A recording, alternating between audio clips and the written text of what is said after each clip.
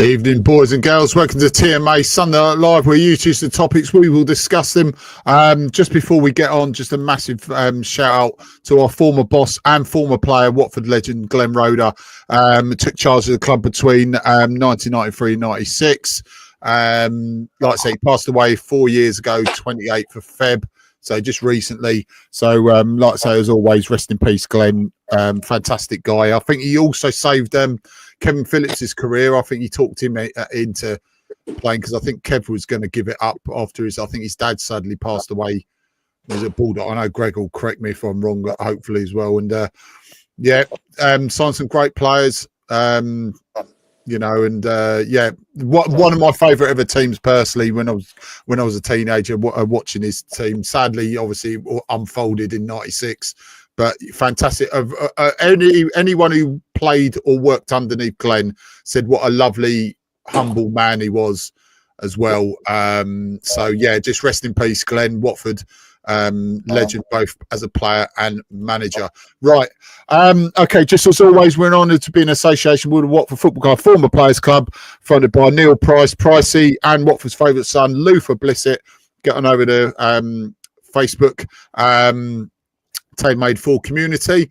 So I know I can't hear you either, mate. Sometimes it's a blessing, Darren, but that's all right. Come in and out. They all say that.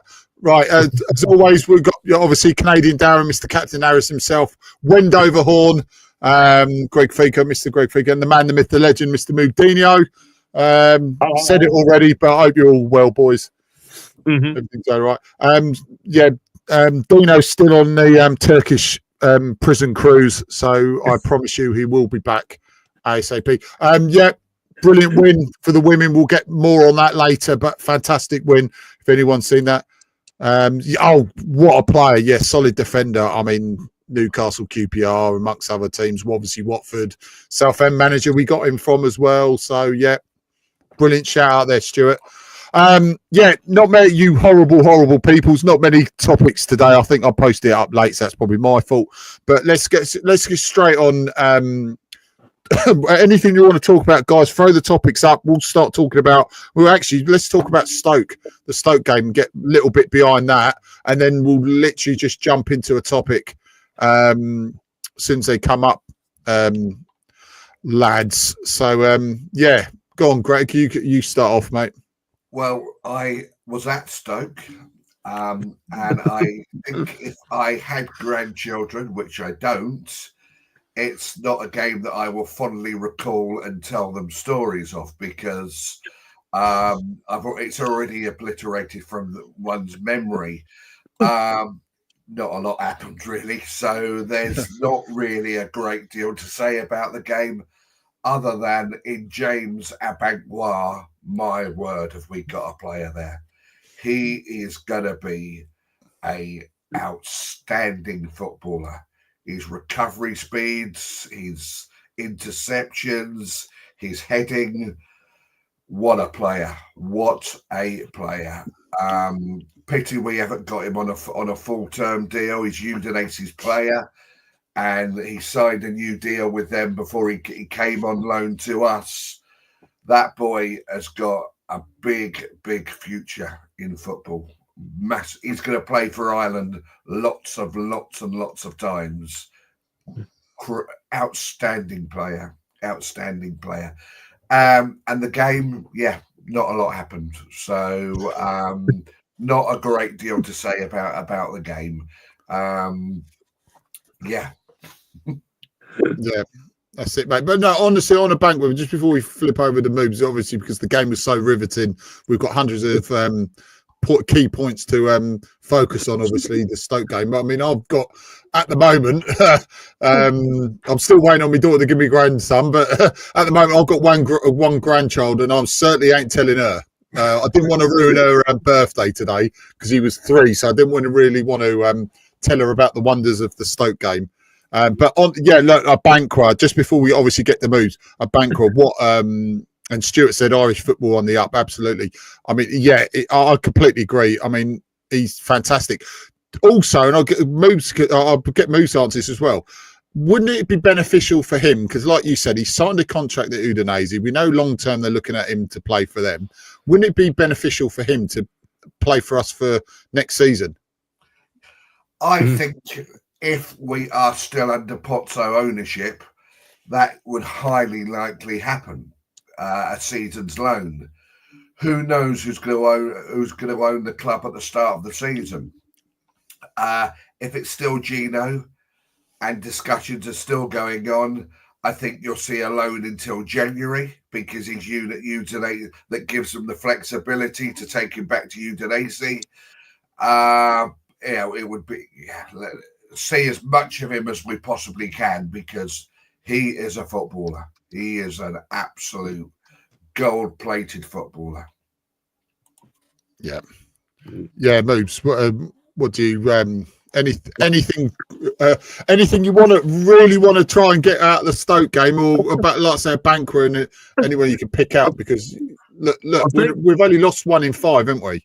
Well, exactly. This is the thing, and we got two clean sheets back to back now, home and away, from like last week and this week. So that's that's just me. But no, honestly, yeah, I was keeping up with it, trying to keep up with it on Google Live and Twitter yesterday, because I was at Hemel. At least I feel for you guys who went, because I didn't see any goals. I managed to see 2, so sorry, Greg. But no, Kevin, I can't pronounce his surname, so I'm going to say I'll just call him Kevin. I was up at Derby when he made his debut, and I was really impressed then when he played at right back. His name's James, by the way. Oh, it's James, not Kevin. I'm thinking, yeah, Kevin's the crippled one again. Oh, that one. That one, that's it. Oh, you got it. I knew it. Top of me head, that one. But, he has got some serious potential. I can't understand how it didn't work at Charlton for him. I really can't now. Actually, I think that could be more of a blessing in disguise. But he has come on leaps and bounds. Last week he was immense. Sounds like yesterday he's put in another real solid display. The fact that he's keeping the likes of Sear out of the back line, I think that says it all right now. But yeah, like I say, I feel for all you guys that went up there yesterday, because my phone wasn't exactly blowing up every 2 minutes. I was having to search through places to find info on how the game was going. I think they said the only highlight of the first half was Loser and a Stoke player trying to have a punch up on the halfway line, which came to absolutely nothing. The highlight of the day for me was the Harvester across the road from the 365 Stadium. Because we had a rather nice lunch in there. That was probably the highlight of the day, because the football was dull. Exactly. Well, look, let's turn this around as well. I mean, Melanie, we will shout that out in a second as well. We'll discuss that. That's a good topic. But yeah, no, Stuart, you're absolutely right. Moves was it was a shit game. Luckily, we have an easy run in.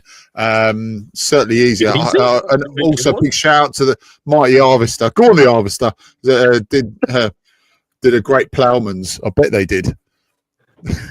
A ploughman. Right, a banker and Selvik. Folk moaned about only 2 signings, including me, to be fair, so I put my hands up. Both have really proved they are good signings. So, yeah, I'm stand corrected on that.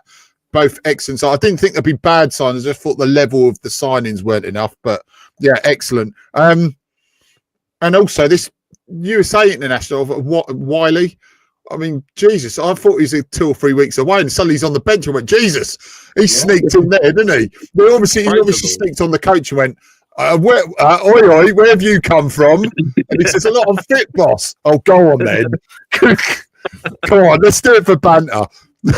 No, but honestly, that is a great sign that we've got. He's now fit, so that's another one now. And like I say, I'm more than happy to be proved wrong on that. Back one more time back on a Banqua. I saw a couple of comments, and absolutely fine. I can understand why they judged him. Said about that Charlton spell, a lot of people went, "Oh God, so we signed a Charlton reject." But sometimes it proves that you moved from one club to another. You might be, say, crap or poor at one club. You go to another club and it's a totally different player. And you're thinking, hang on a moment, did we have the same player? That Charlton fans probably thought. I think it's a key indication why with these kids, to get them on their second loan is the time to get them. Because their first loans, that's new to them. Firstly, it's all new. And let the first loan club bed them into first team football, and it's normally the second loans where they flourish. And I think we're seeing this with Abankwah, because, as I say, I am absolutely impressed with him. I think we all are. I think, like I say, from when I saw him at Derby, wow, even that day at Derby away. We're both there. He was immense then. Okay, apart from the yellow card after 15 seconds, I think that might be a Watford record. That was some challenge. But yeah, no, I really like that. And I think, if Pozzo is still in charge come the start of next season, they might have already signed something off to say, right, stay for another season. Well, development purposes. Well, exactly. That's the thing. Getting ready for Serie A. Because he has another blinding season in the Championship. I'm sorry, but a lot of Serie A is Championship standard. Not all of it. It is still a good league, but a lot of it is Championship standard or top of the Championship. How Cabaselli was getting a game in front of him at Udinese, that's beyond me. But like you said, it's probably gone away. He's probably not the finished article at Udinese. He's gone away, got his experience, and they're probably looking at him now and going, "Where?" They're either going, "I knew this kid will turn out to be what he is," and then maybe some fans going, "Hang on, is this the same player that was kept out by, like you said, by Cabaselli?" So.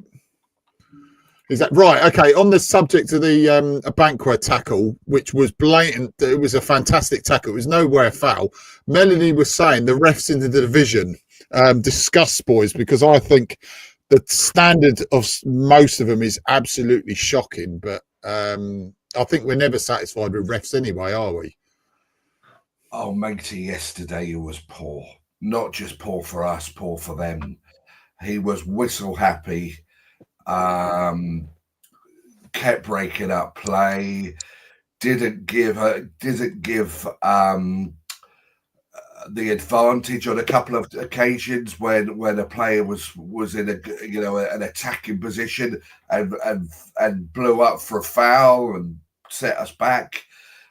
He was poor, and dreadful referee, and not just for us. Just for us, I would say shocking for both sides. Yeah, they keep the thing that gets me is the FA keeps saying they're investing in trying to make refs better and they're doing all these courses and everything, but it's not happening. It's not working because you're still getting the same. I swear a little bit crap coming out every week. Well, yes, I know it's a naughty word. But something has to change. It can't keep getting any worse because otherwise the state of the English game collapses. Yeah. So I just don't know where they're going to go from here now. Personally, I think a lot of them need to be pulled up. I think maybe it's time that they set up a new body to sort of say, well, hang on a minute. Can you explain some of these decisions? I know that does actually happen up at St George's Park. I do know that they do. A lot of them do meet to discuss things and try and work on things. But I just don't get where some of them, did they wake up on the wrong side of the bed on a Saturday morning or something? Because some of them this season have been damn right shocking. I can think of a few home games where we've, some of our players have been absolutely and not cleaned out, and the rest just gone, will you get up and get on with it? And it's like, mate, he's just, and then you get a Bankwah's challenge, then, don't you? Sorry to interrupt you, Greg. Then you get a Bankwah's challenge, haven't you? Yeah, sorry, Greg. Go on, mate. What gets me with them is the linesmen aren't linesmen. They're meant to be assistant referees. And I don't see them assisting a great deal. I see them guessing a lot and struggling to keep up with play a lot. I think that is one of the fundamental problems. One thing I do like, I read about a new law that's being trialled to combat time wasting.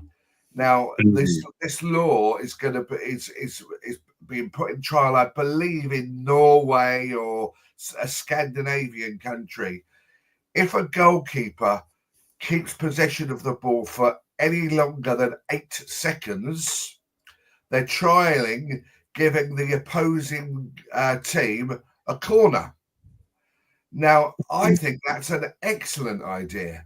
And I think it would really, really help with this dreadful time wasting that we see at ends of games where the goalkeeper goes and takes an easy claim and then falls on the floor. And you know, it was an art that, you know, Ben Foster really, you know, we can't make big complaints about it because it's an art that Ben Foster, you know, has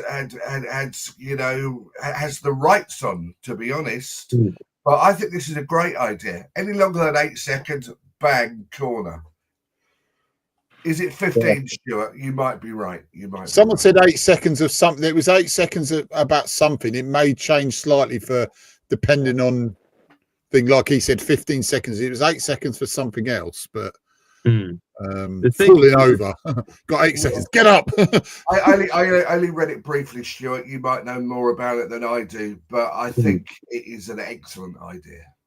Yeah, but the thing is that the refs have got to enforce it. Sorry, Moobs, go on. Over to you, mate. But I think the refs have got to enforce it. Oh yeah, they have, and I think that, you know, if this rule does get rolled out throughout every league in UEFA's powers and FIFA's powers, then, you know, the refs have got to be on board with it from the word go. You can't just enforce it for one game and then not do it the following game. And also, the other thing that gets me with these refs is that sometimes when they're, you know, when the keeper's caught the ball, he's turning around and running with the players going up the pitch. Well, you can't turn your back anymore, ref. You're gonna have to turn around and stand there and like run backwards for a bit until he's kicked it, and also keep an eye on the watch. But we know full well that there's going to be some refs in this division, if they were to bring it in, you guarantee that they won't enforce it. Or they'll only enforce it if they feel the need to.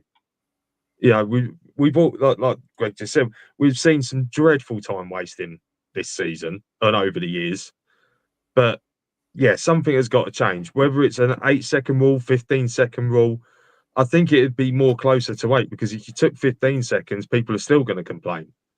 Correct. And the infuriating thing with the keeper is they warn them. They warn them again and warn them again. Then when they finally give them the yellow card, it's about 89 minutes or 91 minutes. Exactly. You know? Yeah.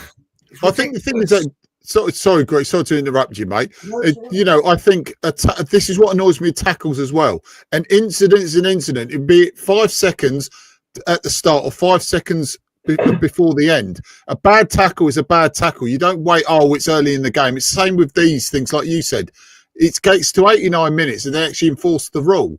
It doesn't matter. It's from the point the whistle starts, the game, from the point it finishes, it's enforced throughout the 90 minutes. And that's what you see as well. Like you said, have to tell them 3 or 4 bloody times before they say, oh, go on, yellow card, you naughty boy. You know. I think going forward, I think they could actually look at the goalkeeping situation, because the goalkeepers time waste a heck of a lot more than some of the outfielders. And I think there should be I would say a 2-strike rule. You do it once, that's it. You do it again, you're in the book. You know, stamp it out that way. Or if a referee's got any balls at all, literally if he has any, we can't assume that. Yeah, just even if they do it the first attempt, say, right, you know, because I've seen it this season at the Vic. Players have done it out on pitch and not been collared for it. But then they've gone and collared the goalkeeper, and it's like, well, hang on a minute, mate. You should have booked half their frigging outfielders, you know, because I think that's the other thing. I think once the goalkeeper sees that his teammates are doing it, it's like, well, I'll do it because I'll get away with it. Yeah. But I think they need to bring something in to say enough's enough with the time wasting. And another element of cheating we had yesterday, for anybody that was unlucky enough to watch the full game, is Watford were twice in good positions attacking the ball, and a Stoke player goes down holding his head. So the ref has to blow the whistle. The ref goes, there's nothing wrong with the player, and it's restarted, and it's given Stoke all the time to get their men back in position behind the ball. Now, that is cheating. The ref has to stop because he's holding his head. Yeah, but they call it dark arts, though, mate. But it's not, is it? Like you said, it's cheating. It's not dark arts. It's just fucking cheating, isn't it? It's cheating, and if you can prove that that player should be given a red card, because that is just damn right cheating. But these players, I'm sure they're told to do it, Yeah, right. Boys, Michael's just messaged as well, I think on the forum. He says, can we make playoffs? I'll shout out some comments straight after you boys thing. I'm happy. I'll be happy with top 10 and then we can build on it. I think that's similar to what Stuart said as well. I think Stuart said thoughts on the Sky Blues making it top 6. They are flying. That's obviously Coventry. But are so far behind. I'll take top 10 finish, then rebuild. What do you reckon? For me, we're one of several clubs that could get 6. I think 5th is done with Coventry now. The run they're on. We're one of several clubs, but there is about 8 of us that could get 6. We've got a 1 in 8 chance. Do I want to make playoffs? I'm not too sure I want to. Even if I think there's more we're more likely to have a change of ownership if we have status quo than a chance of £160 million lands in Gino Pozzo's lap. So I think we've got a chance, but I think we're one of 8 clubs that have got a chance of 6th position. Yeah, shout out to Status Quo as well. Go on the Quo. I've seen them a few times. Brilliant live as well, mate. So yeah, brilliant. Yeah, no. What do you reckon, mate? Moves, because I think you did roughly the same sort of mid-table-y sort of prediction as I did. I would quite happily take anywhere between 7th and 7th, 10th or 11th, somewhere around that. I just, we had the blistering start to the season where we were right up there. We then went off the boil for a bit. We now seem to be finding our feet again. But I just think, I personally think that there's other teams around us that will come through and will be stronger. That, Greg just alluded to one of them, Coventry City. They're on an unbelievable run of form. It's just insane what good form they're in. There's always a couple of teams, though, mate. To be fair, and Coventry's one of them at the moment. Yeah, Coventry exactly. Players. Oh, they've always have, though, haven't they? You always have a thing. I mean, I felt sorry to jump in there, mate. Moves. Yeah. Robbins, to be honest, I still think he would have turned it around. I don't think as speedy as Lampard's done, but I think Robbins would have turned it around there. And they've got some excellent players. Sorry, Moves, go on, mate. Yeah. No, I was looking at the table. I think, West Brom are still up there. Middlesbrough are still lurking, along with Blackburn, even though Blackburn seem to have fallen away just a little bit since Eustace walked out on them and went to Derby. And I seriously would not rule out Norwich City, because we know what Norwich City are capable of doing at this time of year. They're always the dark horses for stuff like this. So, if we didn't get the playoffs, I wouldn't be disappointed, just providing we finish in that top half, and say, we've done a good job this season. And I think that I would seriously accept that. I'd rather not make the playoffs this year, because then you go for next season and then there's more expectation. And then if you don't have that if you don't live up to that expectation, we all know what happens. Somebody loses their job. So I would say, I'd say no for playoffs. Just consolidate, finishing in the top half, and then go from there. I think there's too many other good teams around us that will nick it. They're in better positions, like squad wise. Whereas we're still, I still say we're about 3 players light of what we really need. So, yeah. Oh, also, boys, just before we go on the segment, 2 things. Do you think we'll keep Dave in the summer? And also, they look like it's sounding like Rajovic is signing permanent as well with Bromby. What do you reckon, boys?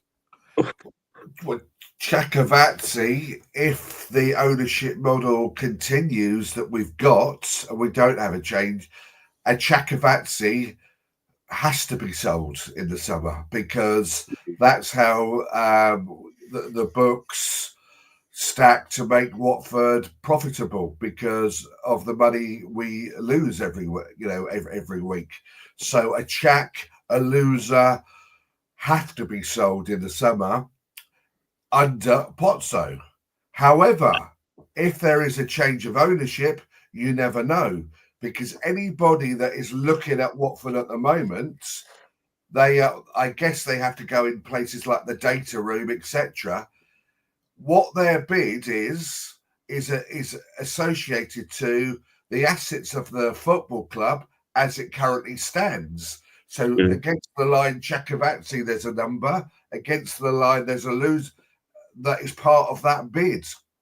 Now, anybody that is buying us aren't going to be as stupid as the Chinese people that bought Granada, who let Gino sell all their assets and still retain the original bid that they gave. I can't see anybody buying us to be that stupid. So Gino said, if Gino stays, yes, one of those will go. If there's a change of ownership, maybe not. I agree. I agree with Greg completely. Everyone, at the end of the day, as we always say in football, everyone has a price. And I think if Gino is still in charge over the summer into the new season, then Georgie would be sold. I think another one we could throw in there would be Kayembe as well. He's had a fantastic season, and he was linked technically last summer with a move to Ipswich Town. Unless that was sheer paper talk, I don't know really how much truth in there. If it was in the Sun, it definitely is, mate. Yeah. But that I swear that was almost going to happen, because it was getting reported day after day after day. So yeah, I think everyone has their price. Under Gino, Georgie, I think, would get sold. I think Loser would get sold, and also Kayembe. Maybe Bar. Yeah. I'll be gutted if he did, but I wouldn't be surprised. I think it's made for the Premier League, boys. Bar, that build of his and the physicality, and I think he's made for a Premier League club. Reminds me of Tiori at Fulham, big time. Oh God, yeah. He stopped using the baby oil. Apparently, he stopped using it. Apparently, all jokes aside, apparently he has been. They asked about who's sniffing around. Not me, mate. I've contacts. You should wear glasses, mate. To be fair, Stuart. He says I'm hearing nobody's buying or sniffing around buying the club. Halsey, I'm surprised Xhaka had already gone after Euros last year. Yeah, go on, boys. Go on. Just on that one that Halsey's just put up about Georgie after the Euros last year. I think people were waiting to see more if it was just going to be a flash in the pan type thing. Tournament performance. Like tournament performance, and then falls away. But it's been the exact opposite. It's gone up and up and up and up and up, to the point where that's when Gary O'Neill was in charge of Wolves. He was like, he could solve a lot of our problems. It was true. He was sniffing around, wanting to buy him. So, yeah, it is a tough one. But yeah, like we say, Pozzo in charge. Yes, new owners. Nah, I think they might just turn around and say, on your bike, he's not going anywhere. Do you reckon, Greg? Look, Pretty much. everybody's got a price at the end of the day. Well, that's what Ted DiBiase says, doesn't he? So there are few teams around that aren't selling clubs. Maybe Man United, Barcelona, Real Madrid. Outside of that, everybody's a selling club. The right money, anybody's for sale.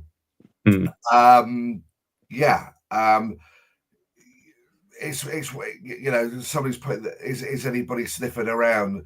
There are rumours that and from several people that the club have got people seriously looking at them. But I think it's the price. It's the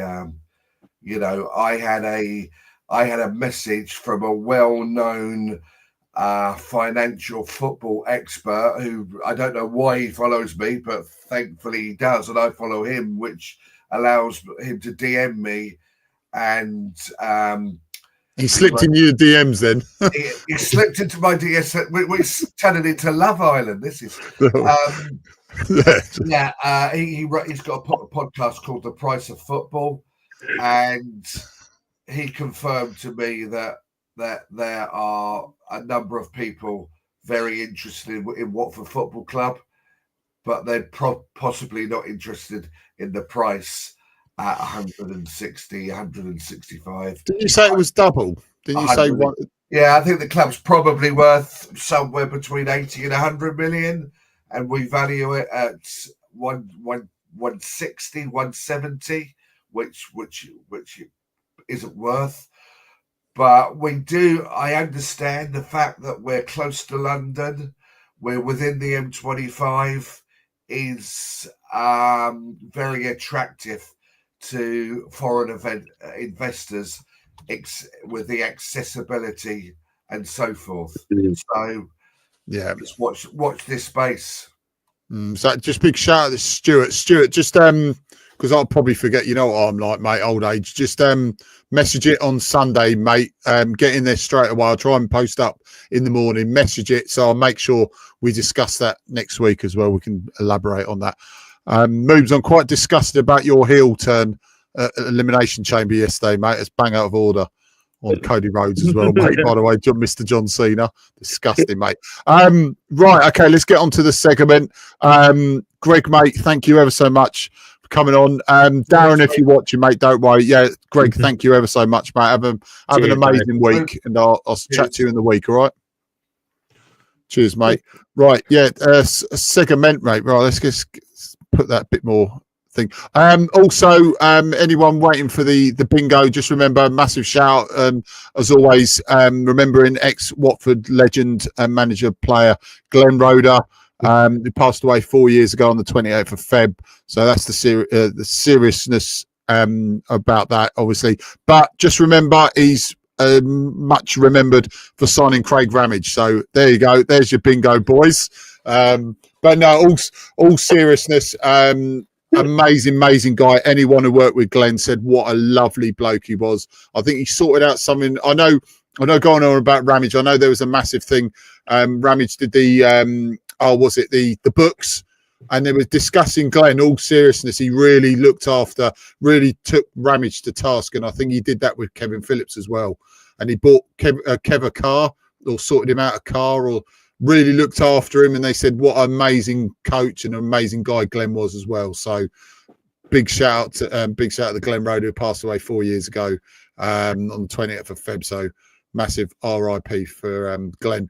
Right, let's get straight on to segment moves. Are you ready? Because I am. I'm certainly ready.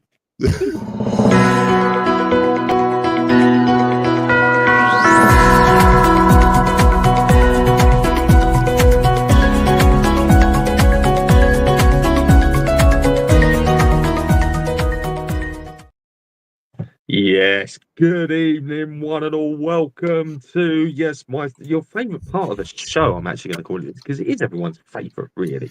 It's the non-league women's section, yes, and I'm back again for another week because everyone just wanted me back. Right. Another big weekend. I'm going to start with non-league before I get to the women because little bit of an announcement today. It's going to be a bit of a sad one with Watford women.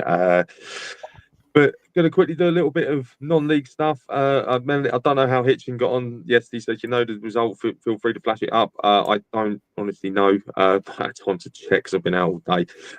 But if you're a Tudor Army fan of Hemel Town Football Club, you'd be jumping for joy. Like yesterday, we were jumping for joy, unless you did go to Stoke, Greg. I do feel for you on that one, but it was a great day for the Tudors because they ran out 2-0 winners at home to Tunbridge. It is absolutely brilliant with Lee Allison at the helm now. It is brilliant. They are on a real upward turn of form. It's great to see. It's a big well done to them. A valuable point as well yesterday for St Albans. They were away at Chippenham Town. They were winning till we get this yet again. It's you thought them losing the Hertfordshire derby to us last Monday was bad enough. Well, the phrase "lightning doesn't strike twice" went out the window because it did strike twice. Were you the alleged streaker? I have no idea what you are going on about. But yeah, like I say, if lightning couldn't strike twice, well, it did strike twice if you were St Albans, because they conceded in the 97th minute and came away with 1 point instead of 3. Oh, Melanie, thank you for that. 1-1 draw for Hitchin Town. Well done. Oh dear, Cartman and Kenny will not be impressed with that losing to Uxbridge. That's a local derby actually for those two. So yeah, that's a good one. And also, if you follow Chesham United as well, bad day for them. They were hammered 4-1 at home. So not a good day for some of the non-league teams. Like I say, unless you're a follower of Hemel Town Football Club, then it was a very good day. Yeah, gutted you weren't there. I'm coming to that very shortly. Just hold on for a couple more seconds. Just a quick one for a fixture this week, if in non-league, if anyone is interested.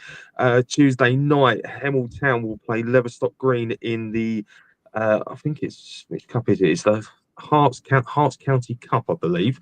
It's £10 to get in for adults. Reduced rates for everyone else. Kicks off at 7:30 at Vauxhall Road. So. Come on down if you fancy a game. It should be a good laugh.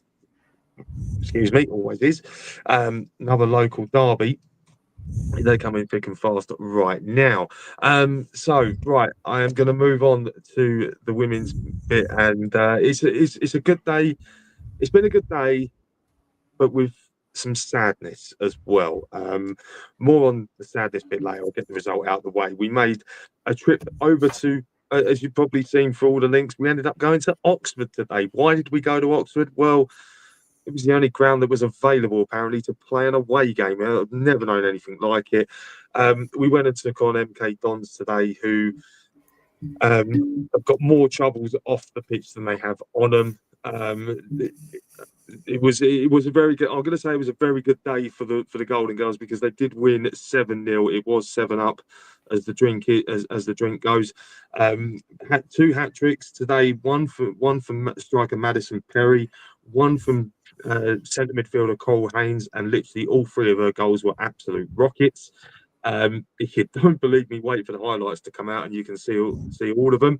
And also Melis Mehmet came off the bench and also got the other goal as well. So it's great to see her back on the score sheet. Great to see her on the pitch after being out for so long with injury. You know, I don't think anyone ever thought she was going to play again at one point. So to have her back playing and scoring, getting minutes back under her belt is just amazing. So big well done to the girls. They're now 4th, I think it is 4th or 5th in the table.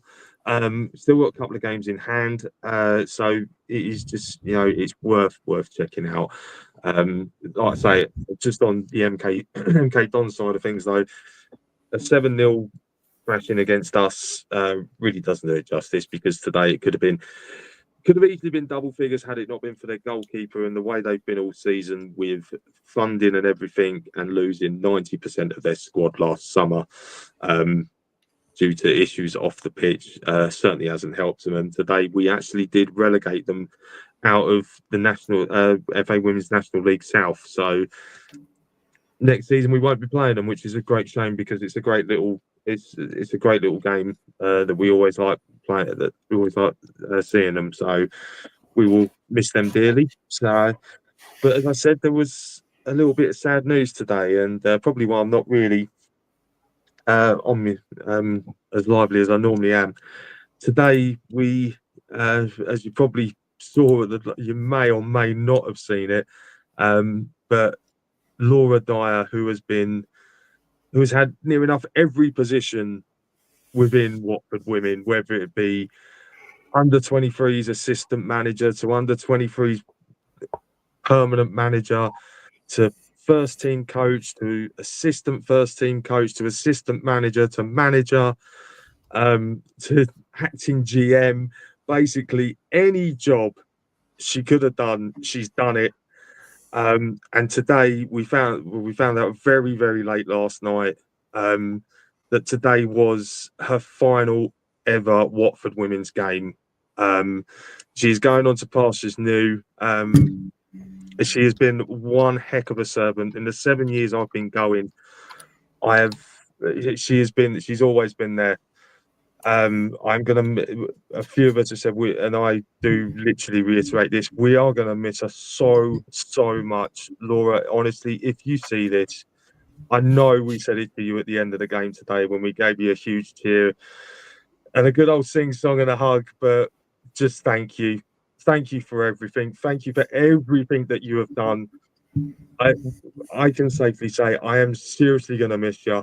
Going to miss the chats and everything else. So honestly, good luck. Laura is actually moving to Championship women's side London City Lionesses to be the under 23s head coach there, I believe. I think she said today. So we wish her all the very, very best. An opportunity like this doesn't always come along, so it's understandable that she's decided to take it. So honestly, Laura, good luck with everything. Like I say, we're going to miss you. On that, there is no game for the girls next week. It is an absolute annoyance because I'm getting sick and tired of this. But the following week, hopefully she gets to see this a bit late. Hopefully she might see this a bit later on, but we'll pass on the message. Where's this streak had come from? The first I've heard of it. But the next game, that's debated. You got a sod. Right, next picture for the girls. I'm going to end it on a good one. We are back. The girls are back at the Vic in a couple of weeks' time. March the 16th is your destination. Now, I said it last week, but I know we were caught up with the Derby day. A lot of people have been saying to me, when will the girls get a game at the Vic? Now, why are they not playing at the Vic? Well, now they are. And it's potentially 2 games. We know the 16th of March is happening. We're waiting to see what the other one's going to be. So 16th of March, if you're not doing anything, come and get a ticket. Come down and watch the girls. Okay. And I'm gonna say this again because it's probably gonna be I don't know if we're on next week, but just in case. If you're a men's season ticket holder, Watford men, I'm just going to reiterate this, Watford men's season ticket holder, you can get in for free. That is right. It is free. No money, no nothing. You've just got to go online, log in under your fan ID and go onto the ticket section and buy a ticket. It is free. You can bring the family for free. That's right. That's how that's what they're doing. You know, so honestly, if you're at a loose end on the 16th, come down to Vicarage Road. It is Watford women versus Plymouth Argyle women. 2 o'clock kickoff. Please. People have asked me, like I say, people have said to me, we want to see them playing at the Vic. Well, now you've got your opportunity. So there's no excuse now. Please, guys, come down, come and cheer the girls on because it'll be a great afternoon out. And you'll even see me there as well. So what more can you ask for? And Mr. Hulls, yes, you can. Let me know when you're coming down, sir, and I will happily buy you a beer. So, yeah, like I say, 16th of March, you know where you need to be. And that's that. Thank you.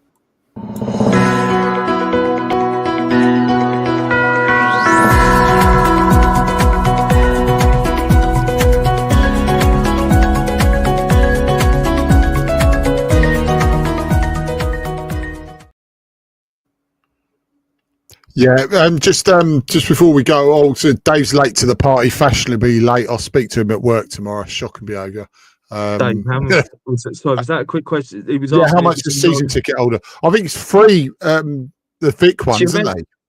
Yeah, if you're a season ticket holder for men, it's free. If you're a non-season ticket holder, I believe if you get it in advance, it'll be about £3. Oh, Melanie, that's a shame. Book it off.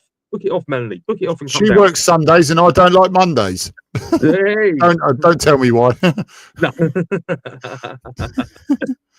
Exactly, Stuart. You've hit the nail on the head there. I believe it will be maybe £3 or £4 per adults for non-season ticket holders. The details will be all on Watford's website. So if you go onto Watford's website, it will all be listed. What the prices are for non-season ticket holders. I'm pretty certain even if you're a member, you still get some sort of discount. I'm sure of it. So have a look. I smell a rat. Yeah, shut up, Roland. Yeah. Right, no, just my personal tribute. Yeah, my small personal tribute to Laura. She's absolutely amazing. She obviously before COVID, we used to have the old sofa behind me, and we had people come around for the pods. And obviously, Moobs, massive shout out to Moobs, done it as well, and a few others. Moobs as much as Dino, obviously, but Laura came round, made the trip. Came round on a drop of a hat, came round, done a pod as well. So massive shout out for Laura doing that. One or two more she's done, notably with at the time the reserve team captain did a pod with us when we were very in infancy of doing it remotely as well. She came on that as well. So massive shout out to Laura. Lovely. It's her and her sister, both lovely people. I know Moobs knows her much more than I do, but all the interactions I've had with Laura, she's absolutely amazing, fantastic coach, and like I say, the brief bit I know her from, I wish her all the best. Like you said, Moves, completely agree. Opportunities like that don't come along often, and fantastic. Really wish her all the best. That's a fantastic opportunity for Laura. Completely deserves it, and I hope she has a roaring success as a coach. Was it before, but obviously in the future. So yeah, no, fantastic. And yeah, good luck to Laura for the future. Halsey, GT People community, please keep his dream alive. Go get a girls game in. Yeah, no, absolutely, Stuart. Fantastic shout out. Moves, anything to finish on, mate, and then we'll sail off into the sunset. Well, not literally, but we'll in terms of streaming, mate. Would you any last things, mate? Just a very quick one. Stuart's just said about supporting the girls and everything. Honestly, guys, if you want to see the girls more at the Vic, we need to really pack the Vic out. So that basically means like the one stand that they're opening the Elton John stand for that Plymouth game. We need to send a message to the Pozzo if we want the girls to come home for good. And I seriously mean, if people say, well, why can't they play at the Vic? Well, the numbers need to be shown that it can be done. So honestly, please come down and send a message to the Pozzos that we want the girls to come home. Okay, that's the best way I can put it. I'll be at Millwall next week, so if someone wants to come and speak to me about it, they can. Just have to come and find me. I'll probably be at the bar. It's just a threat, but please, honestly, do speak to him. He gets very lonely at this time of year. Right, okay, as always, Moobs, thank you very much. Massive shout out to Greg. Pleasure. Shout out, as always, to Darren. He had a few technical issues, but I think that's more StreamYard than him, to be fair. But I'll blame him anyway. He's not on to defend himself, so we'll just blame him anyway. But as always, thank you. Yeah, exactly, mate. The podcasts from last week are not on Spotify. I do apologise for that. They will be up this week, including this one. We will see you next week when we'll talk about, I believe, the Millwall game coming up Saturday and Sunday. 8 p.m. Both of them will be on next week, so we'll see you then. Massive shout out to all of you. You're all amazing. But as always, you've been beautiful. We've been TMA. It's good night from the legend. Yeah, it's good night from Pitch. Yeah, over there. That way.